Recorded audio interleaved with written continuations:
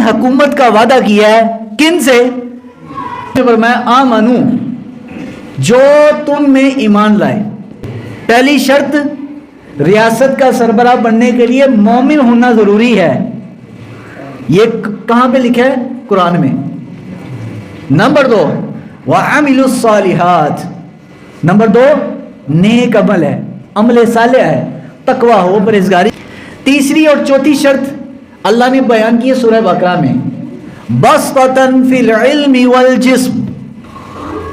फरमाया हुकूमत के अहल बनने के लिए इल्म होना दीन का भी जरूरी है।